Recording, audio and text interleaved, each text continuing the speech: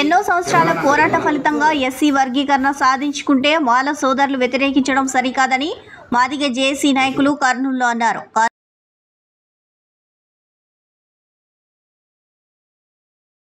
మరి ఈనాడు కూడా మేము సుప్రీంకోర్టుకు వెళ్ళాం.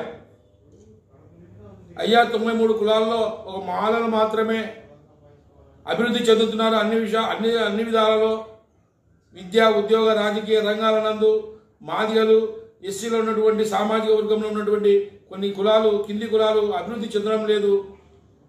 మాకు కూడా ఆయా రాష్ట్రాల్లో బీసీలకు ఏ విధంగా అయితే రిజర్వేషన్ కల్పించారో ఆ రాష్ట్రాలు మాకు కూడా రాష్ట్ర ప్రభుత్వాలే గతంలో కల్పించావి రిజర్వేషన్లు.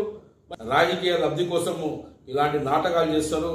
ఈ నాటకాలు మానుకొని మాలలలో పేదవాళ్ళు, మాదిగలలో పేదవాళ్ళు అన్ని కులాలకు సరి సమానంగా వాటా వస్తే ఏబిసిడి వర్గీకరణ వస్తేనే అందరం సమానంగా ఉంటామని చెప్పి తెలియజేస్తూ మీరు ఇలాగనే చేస్తే అవసరమైతే మేము కూడా రోడ్లు ఎక్కాల్సి వస్తుంది.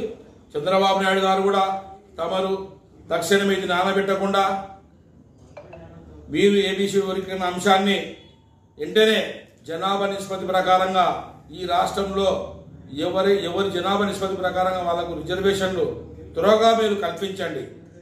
మీరు కూడా ఈ విధంగానే టైం వేస్ట్ చేసి మరి ఇంకా ఉద్యమాలకు పురుడు పోసినట్టుగా ఉంటుంది.